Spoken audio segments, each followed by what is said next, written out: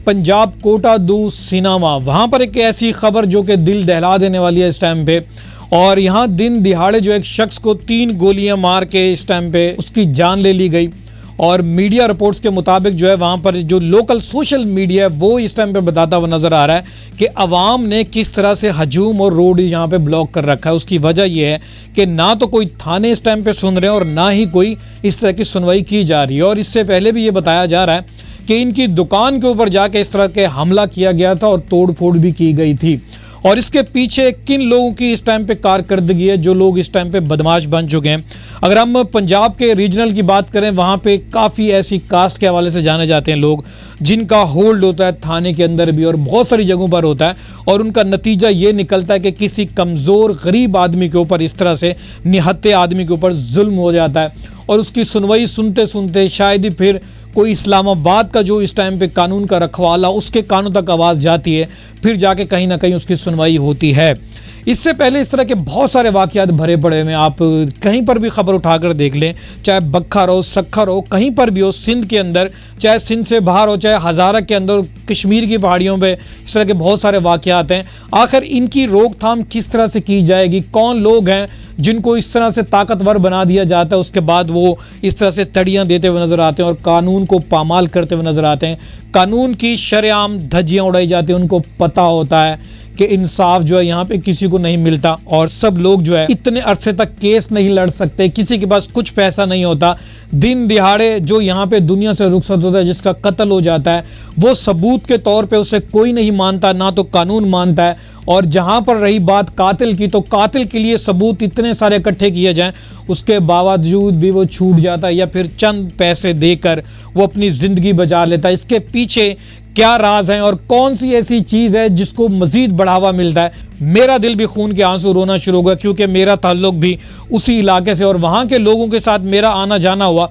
वहाँ पे बहुत सारे इस तरह के जागीरदाराना निज़ाम है जो कि आम आदमी की कुछ भी ज़िंदगी नहीं है। यहाँ तक कि उसके साथ कोई भी तकलीफ़ हो तो उसके बिजली का मीटर भी उतार लिया जाता है और उस शख्स को पता भी नहीं चलता कि उसका बिजली का मीटर क्यों उतारा गया। और इसी हवाले से वहाँ पर दिन दिहाड़े 3 गोलियां मार के पहले तशद्दुद का निशाना बनाया जाता है इस शख्स को, उसके बाद जाके फिर इस शख्स को कत्ल कर दिया जाता है। और आखिरी वो बयान देता है हॉस्पिटल के अंदर कि मुझे फलां शख्स ने इस टाइम पे जुल्म किया, मेरे साथ मुझे कत्ल किया। और उसके मुंह ज़बानी यहाँ पे वीडियो पैगाम भी मौजूद है जो कि मैं यहाँ पे YouTube के ऊपर आपको दिखा नहीं सकता हूँ। अब इसके पीछे रही बात कानून की, तो कानून कब उनको इंसाफ देगा, ये बात सोचने की है। अगर कानून इस तरह से बहुत सारे बदमाशों को अगर उनको इस तरह से सज़ा मिलती भी आती तो तकरीबन 50 साल से या 70 साल से जो हमने पाकिस्तान बना हुआ देखा है उसके अंदर इस तरह के मज़ीद बदमाश हम ना देखते। आए दिन इस तरह के वाक़यात हमें सुनने को मिलते हैं, चाहे वो पंजाब से सफ़र करने वाले बलूचिस्तान के अंदर वहाँ पे दुश्मनी के बिना पर लोगों को कत्ल कर दिया जाता है। और कानून इस पाकिस्तान के अंदर कहाँ पर है इस टाइम पे, ये सवाल बनता है। आखिर ये कानून के जितने भी रखवाले हैं, इस तरह की चीज़ें जो कि बंदा मार देती हैं, जो हथियार होते हैं, वो किस तरह से खुलेआम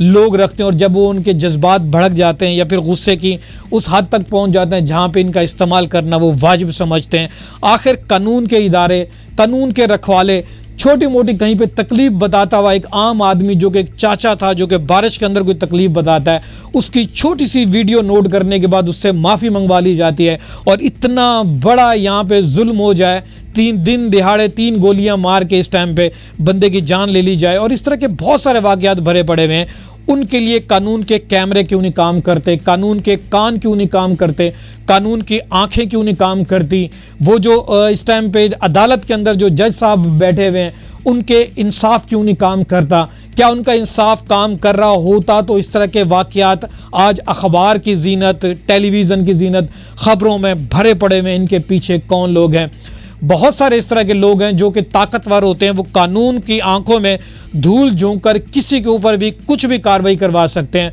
और वो शख्स गरीब आदमी सफाइयाँ दे दे के मर जाता है। कभी उसकी जान चली जाती है, कभी उसकी दौलत चली जाती है, कभी उसे बुलाकर बहुत बड़े मजमे के अंदर सुलह सवाब के नाम पर उसे उसके घुटने टिकवा दिए जाते हैं, उनको इंसाफ नहीं मिलता और चंद पैसे देकर उसे चुप करवा दी जाती है। ये दुनिया का कानून है या फिर मैं कहूँगा कि पाकिस्तान का कानून है। यहाँ पर जालिम सर उठा के या अपनी ज़िंदगी वो बचा लेता है, पर कि एक कानून मरने के बाद भी है, वहाँ पर क्या जवाब देंगे?